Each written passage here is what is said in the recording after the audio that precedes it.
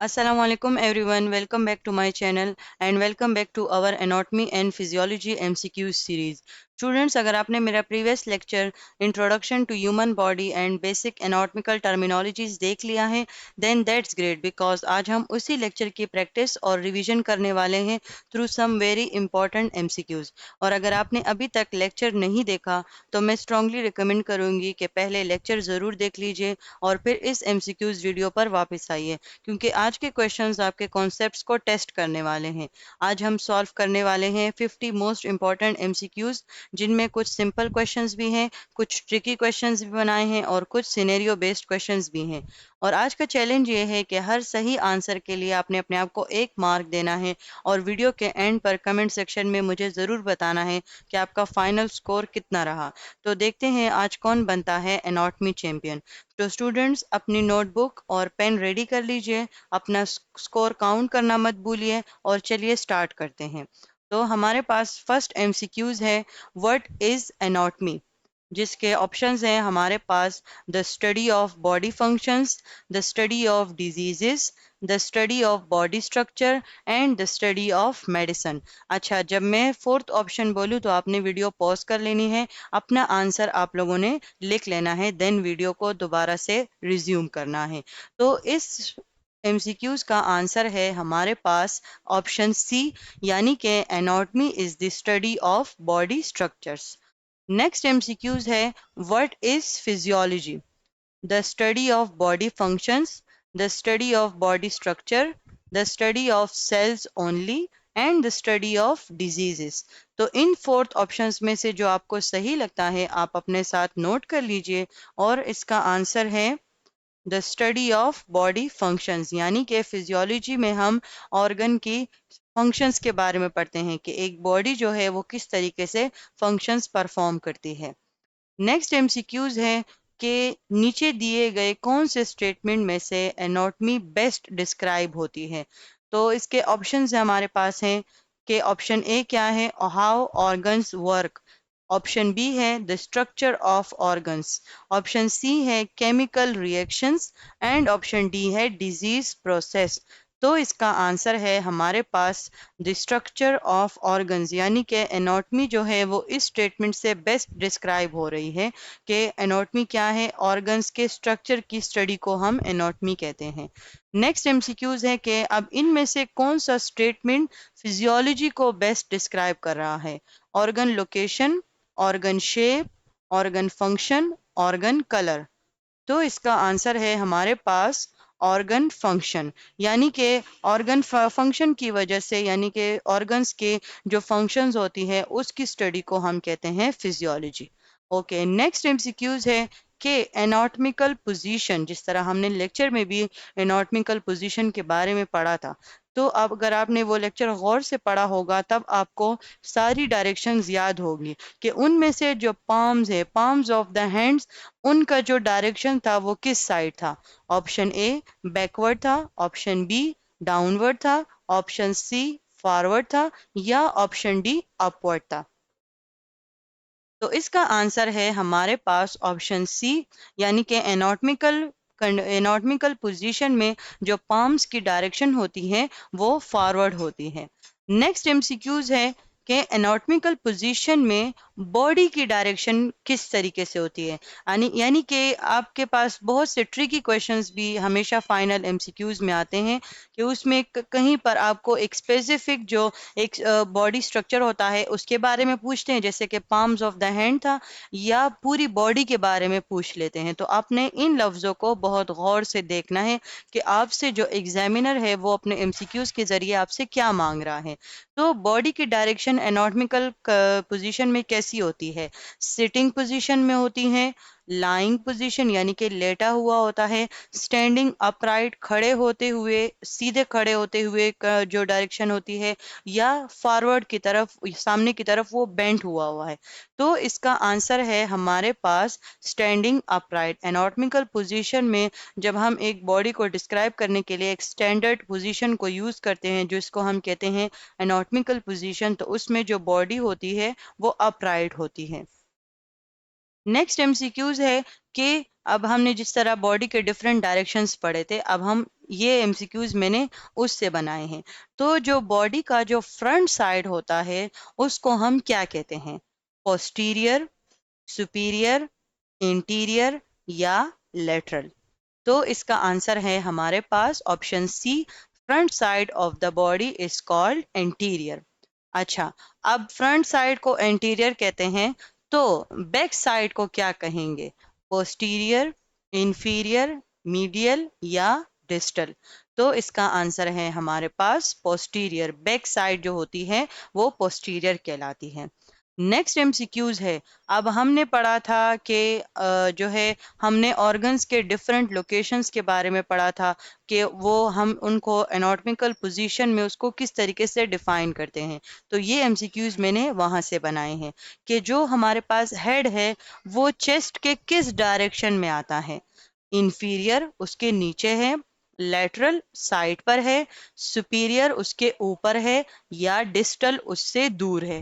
तो इसका आंसर है हमारे पास ऑप्शन सी, यानी कि हेड जो है वो चेस्ट के सुपीरियर है।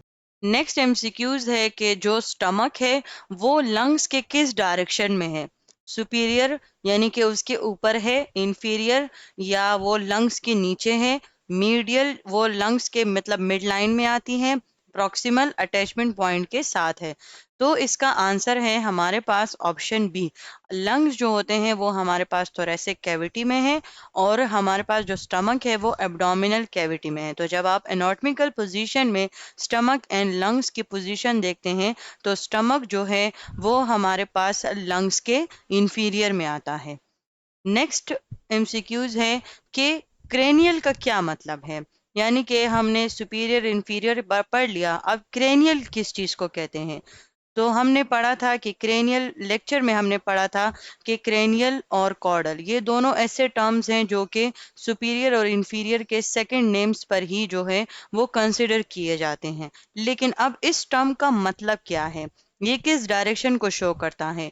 Towards the feet, towards the head, towards the back या towards the side?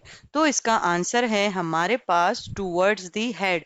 Cranial superior side को यानी कि जो ऊपर वाली सतह होती है हेड साइड पर वो हमारे पास क्रेनियल कहलाती है। And same for the caudal. तो इसके ऑप्शंस हैं towards the head, towards the feet, towards the chest या टूवर्ड्स द मिड लाइन? तो इसका आंसर है हमारे पास टूवर्ड्स द फीट, यानी कि जो इंफीरियर लेवल होता है फीट की साइड पे वो कॉर्डल कहलाता है। नेक्स्ट एमसीक्यूज है, नोज एंड आईज के दरमियान में क्या डायरेक्शन आती है? यानी कि नोज आईज से किस डायरेक्शन में है? तो ये तो आप लोग खुद से भी जो है वो इमेजिन कर सकते हैं। अगर आप जो है आप डायरेक्शंस आप लोगों ने गौर से पढ़ी हो तो आपको पता चलेगा कि नोज जो है वो आइस के किस साइड पर आता है? लेटरल साइड पे यानी कि साइड पे, मीडियल पे मिड लाइन पे, पोस्टीरियर पीछे है, डिस्टल अटैचमेंट पॉइंट से दूर है? तो इसका आंसर है हमारे पास मीडियल। नोज हमारे पास मीडियल साइड पर आता है। अच्छा, अब जिस तरह नोज एंड आईज के बारे में हमने पढ़ा, अब हम एयर्स एंड नोज के दरमियान में जो पोजीशन है उसको फाइंड करेंगे। अब एयर्स जो हैं वो हमारे पास नोज के किस डायरेक्शन में आते हैं? उसकी मीडियल में है, उसकी डीप सरफेस पर है, उसके लेटरल सरफेस पर है या उसके प्रॉक्सिमल लेवल पर है? तो इसका आंसर है हमारे पास option C, nose mid line पर है। जो हमारे पास प्रॉक्सिमल एरिया है, मिड लाइन एरिया है, ठीक है, और एयर जो हैं वो उसके साइड पर आते हैं, उसके उसके लेटरल साइड पर आते हैं। तो इसलिए इसका जो आंसर है वो हमारे पास लेटरल है। नेक्स्ट एमसीक्यूज है, एल्बो और रिस्ट के दरमियान क्या डायरेक्शन है? एल्बो रिस्ट से डिस्टल पर है, प्रॉक्सिमल पर है, इंफीरियर है या डीप है? तो इसका आंसर है हमारे पास प्रॉक्सिमल। जो स्ट्रक्चर जो है वो अटैचमेंट पॉइंट के करीब होगा वो प्रॉक्सिमल कहलाएगा। तो इसलिए जो रिस्ट है और जो एल्बो है इनके दरमियान में हमारे पास जो है जो ऑप्शन आता है वो है प्रॉक्सिमल, क्योंकि ये अटैचमेंट पॉइंट के साथ है। अब फिंगर्स एंड एल्बो के दरमियान में क्या डायरेक्शन है, यानी कि फिंगर्स एल्बो से किस डायरेक्शन में वाक़या हैं। सुपीरियर उनके ऊपर हैं, मीडियल मिड लाइन पर हैं, डिस्टल दूर हैं, या पोस्टीरियर पीछे की साइड पर है। तो ये हमारे पास ऑप्शन है ऑप्शन सी, यानी कि डिस्टल साइड पे अटैचमेंट पॉइंट से फिंगर्स दूर होते हैं। नेक्स्ट एमसीक्यूज हैं, यूनिलैटरल का क्या मतलब होता है। जब हम डायरेक्शन के अकॉर्डिंग यूनिलैटरल की बात करते हैं, लेटरल का मतलब तो साइड्स हो गया और यूनि का मतलब होता है एक। तो ये तो अपने जो सवाल है उसके अंदर ही उसका जवाब मौजूद है कि अब इसमें क्या होगा, यूनिलैटरल है ना। तो अब इसके ऑप्शंस में है both sides, one side, upper side या लोअर साइड। तो इसका आंसर होगा हमारे पास ऑप्शन बी, यानी कि वन साइड। अच्छा, बाय का मतलब होता है दो, लेटरल का मतलब होता है साइड्स। अब इसका क्या मतलब होगा, दोनों साइड्स। तो इसके ऑप्शंस में भी हमारे पास क्या शामिल है, one side, front side, both sides या बैक साइड। तो इसका जो सही आंसर होगा वो हमारे पास क्या होगा, बोथ साइड्स। ये एमसीक्यूज जो हैं ये बहुत ज़्यादा जो है सिंपल नज़र आते हैं, लेकिन उनके अंदर बहुत ज़्यादा ट्रिकी माइंड शामिल होता है, ट्रिकी पॉइंट शामिल होता है, जो कि आपको समझना होगा, वरना यही छोटे छोटे एमसीक्यूज आपसे फाइनल टर्म में गलत हो जाते हैं। नेक्स्ट एमसीक्यूज है कि स्किन जो है वो हमारे पास कैसा स्ट्रक्चर है। अब ये जो हमने सुपरफिशियल, इंटरमीडिएट और डीप स्ट्रक्चर्स की बात की थी, अब ये एमसीक्यूज वहां से आया है, ठीक है। तो स्किन जो है वो कौन सा स्ट्रक्चर है, डीप स्ट्रक्चर है, सुपरफिशियल है, इंफीरियर है या डिस्टल स्ट्रक्चर है। तो स्किन चूंकि हमारे पास जो है वो बिल्कुल फ्रंट स्ट्रक्चर में आती है, तो इसलिए हमारे पास जो स्किन है वो सुपरफिशियल स्ट्रक्चर होता है। अब नेक्स्ट एमसीक्यूज है हमारे पास, bones are generally dash to the muscles, superficial, medial, deep या लेटरल। तो इसका आंसर है हमारे पास ऑप्शन सी, यानी कि जो बोन्स हैं वो मसल से डीप में आते हैं। पहले हमारे पास स्किन होती है, मसल्स होते हैं, उसके बाद हमारे पास बोन्स आते हैं। नेक्स्ट एमसीक्यूज है, इंटरमीडिएट का क्या मतलब है, between two structures, near the surface, above another structure यानी कि दूसरे स्ट्रक्चर के ऊपर, या बिलो यानी कि दूसरे स्ट्रक्चर के नीचे। तो इंटरमीडिएट का मतलब है हमारे पास between the two structures. Intermediate नाम ही जो है वो दरमियान का है, तो दो स्ट्रक्चर के दरमियान जो लेयर होती है, जो सरफेस होती है, वो हमारे पास इंटरमीडिएट सरफेस कहलाती है। नेक्स्ट एमसीक्यूज है कि वो कौन सा टर्म है जो हम बॉडी सरफेस के जो करीब होता है उसके लिए हम यूज करते हैं। जो स्ट्रक्चर, जो सरफेस बॉडी सरफेस के करीब होगी वो क्या कहलाएगी, डीप, डिस्टल, सुपरफिशियल या इंफीरियर। तो ये इसका आंसर है हमारे पास ऑप्शन सी, यानी कि जो हमने लेक्चर में पढ़ा था कि सुपरफिशियल जो सरफेस है उसको समझना एक नर्स के लिए इसलिए ज़रूरी है क्योंकि जो वेन्स होते हैं वो भी सुपरफिशियल होते हैं, बॉडी सरफेस के करीब होते हैं। तो इसीलिए आईवी कैनुलेशन हम बहुत अच्छे तरीके से कर सकते हैं।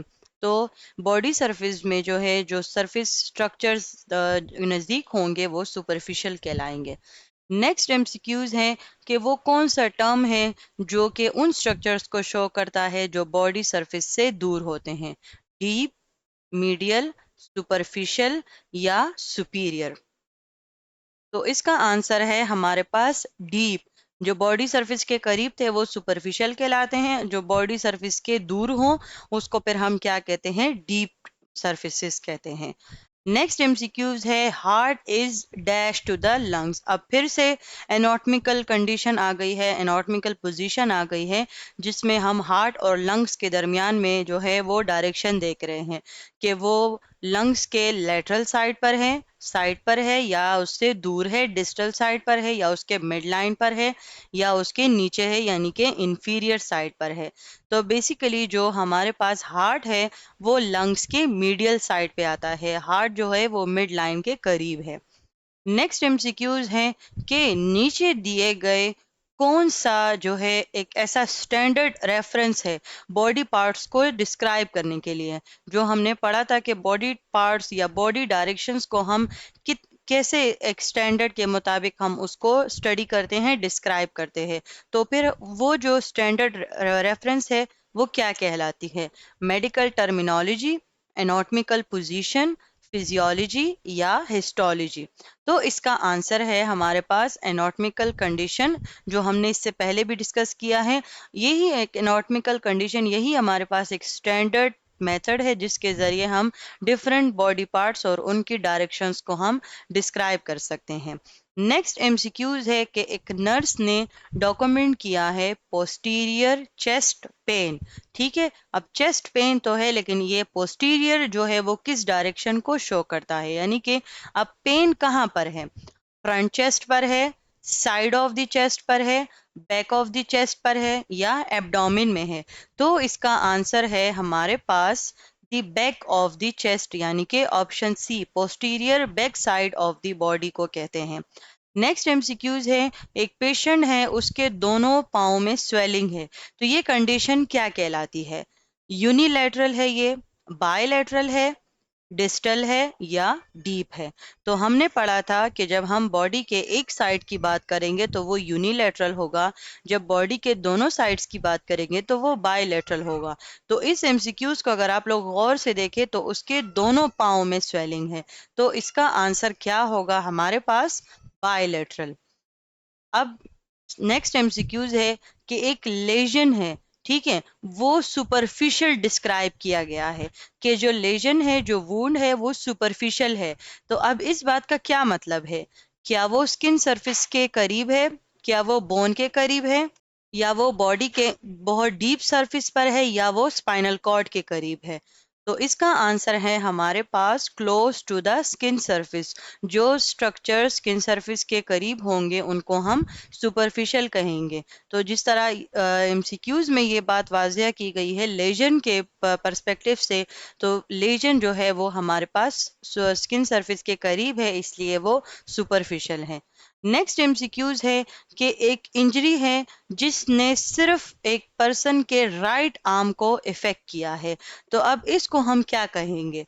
बायलैटरल इंजरी कहेंगे, डीप इंजरी कहेंगे, यूनिलैटरल इंजरी कहेंगे या डिस्टल इंजरी कहेंगे? अच्छा, अभी तो हमने इतने डायरेक्शंस पढ़ लिए हैं कि अब आप इन एमसीक्यूज का आंसर बहुत रैपिड दे सकते हैं, जिसमें हमारे पास आंसर आता है ऑप्शन सी, यानी कि यूनिलैटरल है। अगर दोनों आर्म पे होता तो वो बायलैटरल इंजरी होती, अब सिर्फ वो एक ही आर्म पर है तो ये यूनिलैटरल इंजरी है। नेक्स्ट एमसीक्यूज है कि वो कौन सा स्ट्रक्चर है जो स्पाइनल कॉर्ड के सुपीरियर है? स्पाइनल कॉर्ड और सुपीरियर, यानी कि स्पाइनल कॉर्ड के ऊपर का क्या स्ट्रक्चर आता है? क्या उसके ऊपर स्टमक है, क्या उसके ऊपर किडनी है, क्या उसके ऊपर ब्रेन है, या क्या स्पाइनल कॉर्ड के ऊपर लिवर है? तो इसका आंसर है हमारे पास brain. Brain is superior to the spinal cord. Next MCQs है कि वो कौन सा स्ट्रक्चर है जो चेस्ट के नीचे है, चेस्ट के इंफीरियर में है? तो आया वो हेड है, या वो नेक है जो चेस्ट के नीचे है, एब्डोमिन है या शोल्डर है? तो इसका आंसर है हमारे पास ऑप्शन सी, यानी कि abdomen is inferior to the chest. Next MCQs है कि ड्यूरिंग आईवी इंजर्शन, ठीक है, आईवी इंसर्ट कर रही है एक नर्स, तो वो एक सुपरफिशियल वेन को सेलेक्ट करती है। तो अब वो वेन क्या है, यानी कि उसने सुपरफिशियल वेन को सेलेक्ट किया है, तो ये वेन जो है वो किस बेस पर सुपरफिशियल वेन कहलाई है? क्या वो स्किन के करीब है, क्या वो मसल के अंदर है, क्या वो बोन के अंदर है, या क्या वो हार्ट के करीब है? तो बेसिकली सुपरफिशियल वेन है, इट मीन्स कि ये स्किन सरफेस के करीब है, इसलिए ड्यूरिंग आईवी इंजर्शन नर्स ने उसको सेलेक्ट किया है। नेक्स्ट एमसीक्यूज है, जो थंब है वो एल्बो से किस डायरेक्शन में है? प्रॉक्सिमल है, near to the attachment point है, डिस्टल है, away from the attachment point है, सुपीरियर ऊपर है एल्बो से, मीडियल या मीडियल लाइन पर है? तो इसका आंसर है हमारे पास डिस्टल, क्योंकि थंब जो है वो एल्बो से, यानी कि एल्बो जो अटैचमेंट साइड्स है उससे वो दूर है, इसलिए वो डिस्टल सतह पर है, डिस्टल स्ट्रक्चर पर है। अच्छा, अब नेक्स्ट एमसीक्यूज है, the knee is dash to the foot. Knee और फुट के दरमियान में क्या डायरेक्शन आती है? डिस्टल, सुपीरियर, प्रॉक्सिमल या लेटरल? तो इसका आंसर है हमारे पास प्रॉक्सिमल, क्योंकि नी जो है वो बिल्कुल अटैचमेंट साइड के बिल्कुल करीब है, इसलिए वो नी जो है वो फुट से प्रॉक्सिमल साइड पर है। नेक्स्ट एमसीक्यूज है कि वो कौन सा टर्म है जो कि उस सरफेस को शो करता है जो कि बॉडी के मिड लाइन से दूर है, उसको हम क्या कहते हैं? Away from the bodies mid line. अच्छा, इन लफ्जों को आपने बहुत ज्यादा गौर से पढ़ना है, ठीक है। अगर हम अटैचमेंट पॉइंट की बात कर रहे हैं तो उसमें हम प्रॉक्सिमल एंड डिस्टल जो है वो डायरेक्शंस यूज करेंगे। अब यहाँ पर बॉडी के मिड लाइन के करीब और दूर की बात हो रही है, तो फर्स्ट टर्म में हम उससे दूर की बात कर रहे हैं, तो उस सरफेस को क्या कहते हैं? Medial surface, lateral surface, deep surface या इंफीरियर सरफेस? तो बेसिकली जो सरफेस, जो स्ट्रक्चर बॉडी के मिड लाइन से दूर होगा वो उसका लेटरल साइड होगा। अच्छा, अब जो है वो कौन सा ऑर्गन है जो मोस्ट सुपीरियर है? मोस्ट सुपीरियर का मतलब होता है सबसे ऊपर है। क्या लिवर है वो, या किडनी है, ब्रेन है, या स्टमक है? तो जो मोस्ट सुपीरियर ऑर्गन है हमारा वो है ब्रेन। नेक्स्ट एमसीक्यूज है, रिस्ट और शोल्डर के दरमियान में क्या डायरेक्शन है? क्या वो शोल्डर से सुपीरियर है, ऊपर है यानी? क्या वो शोल्डर से प्रॉक्सिमल पर है, या वो डिस्टल पर है, अवे फ्रॉम जो है अटैचमेंट पॉइंट, या मीडियल टू द शोल्डर है? तो बेसिकली जो रिस्ट है वो हमारे पास शोल्डर से डिस्टल साइड पर है। वो कौन सा स्ट्रक्चर है जो नोज के लेटरल में आता है? अब हमने स्टार्ट में यही एमसीक्यूज, जिस तरह मैंने कहा कि इसमें बहुत से ट्रिकी क्वेश्चंस होते हैं, तो उसमें जो है डायरेक्ट आपको स्ट्रक्चर्स दिए थे, आपने उसमें बताना था कि ये लेटरल है या मीडियल है। अब यहाँ पर आपको डायरेक्शन भी दिया है और एक स्ट्रक्चर दिया है। अब दूसरा स्ट्रक्चर आपने खुद फाइंड आउट करना है कि नोज के लेटरल साइड में क्या आता है, क्या स्ट्रक्चर लोकेटेड है? माउथ है, चिन है, एयर्स हैं, या नेक है? तो जो नोज के लेटरल साइड पर आते हैं वो होते हैं एयर्स। नेक्स्ट एमसीक्यूज है क्रेनियल। अच्छा, ये दोबारा से रिपीट हुआ है क्योंकि ये क्रेनियल और कॉर्डल को समझना बहुत ज़्यादा ज़रूरी है। तो जिन स्टूडेंट से पहले वाले एमसीक्यूज में अगर ये दोनों पॉइंट्स मिस हुए हैं, इस वजह से मैंने ये दोनों एमसीक्यूज इसी वीडियो में दोबारा से रिपीट किया है ताकि उनको याद रह जाए। तो क्रेनियल जो है वो कौन सा टर्म है? Towards the feet, towards the head, towards the back, या टूवर्ड्स द साइड? तो बेसिकली क्रेनियल सुपीरियर का ही सेकेंड वर्ड है, इसलिए हम इसमें टूवर्ड्स द हेड करते हैं। नेक्स्ट एमसीक्यूज है कॉर्डल। तो अब ये कौन सा टर्म यूज हुआ है, यानी कि किस डायरेक्शन को शो कर रहा है? Towards the feet, towards the head, towards the chest, या टूवर्ड्स द हैंड? तो कॉर्डल इंफीरियर का सेकंड नाम है, इसलिए हम इसमें जो है वो हमारे पास ऑप्शन ए आंसर है, towards the feet. Okay, next MCQs है कि वो कौन सा पेयर है जो करेक्टली मैच्ड होता है, जिसमें ऑप्शन है एनाटॉमी, फंक्शन, ऑप्शन बी है फिजियोलॉजी, स्ट्रक्चर, ऑप्शन सी है एनाटॉमी, स्ट्रक्चर, ऑप्शन डी है फिजियोलॉजी, शेप। अब जिसको एनाटॉमी एंड फिजियोलॉजी की सही तरीके से पहचान हो गई है तो अब वो इस एमसीक्यूज का आंसर बहुत जल्दी देगा, जिसमें इसका आंसर है हमारे पास option C, anatomy means the structure of organs.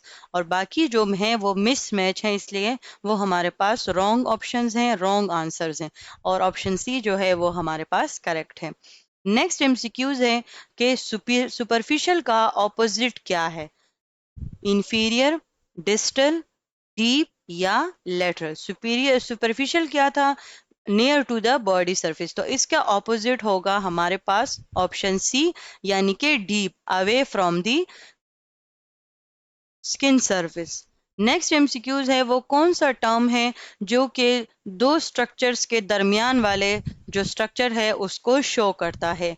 Distal, intermediate, posterior, superior?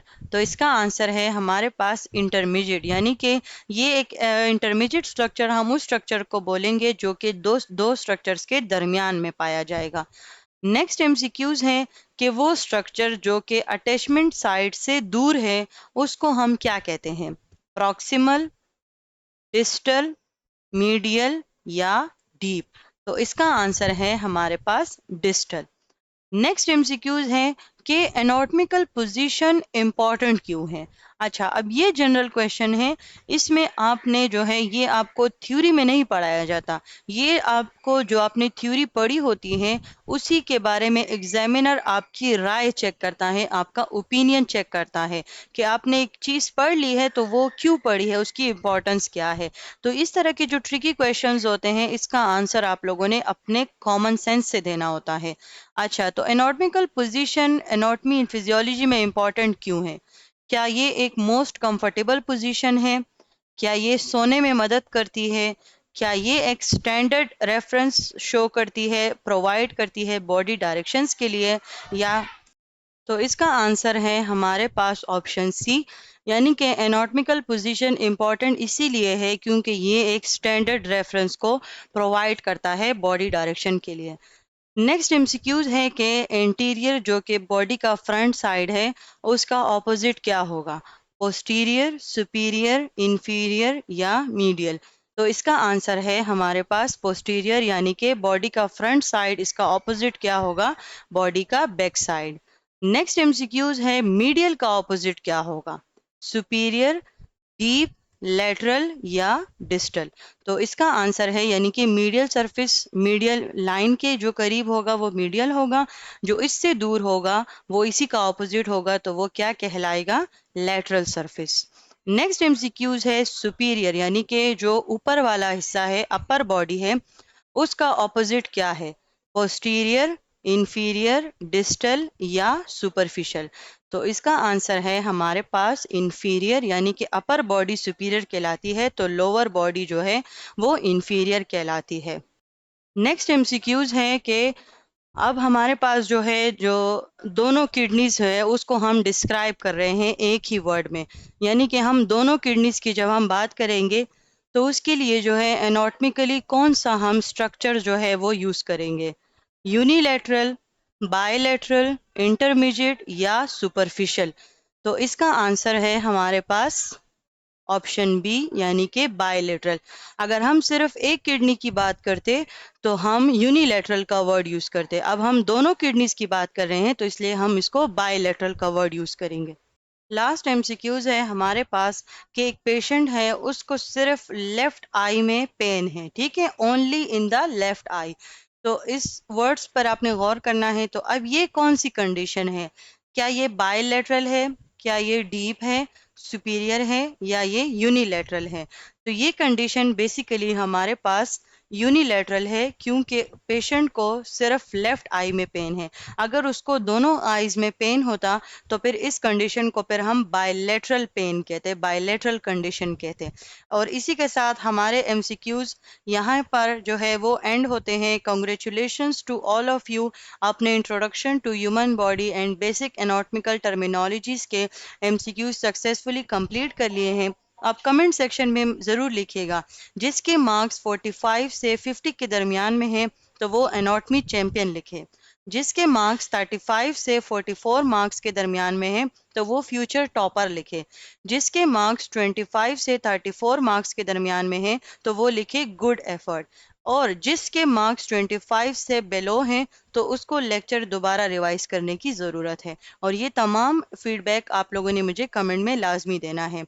और मुझे ज़रूर बताएं कि आपका फाइनल स्कोर कितना रहा और आपने किस क्वेश्चन में आपको बहुत ज़्यादा डिफ़िकल्टी लगी।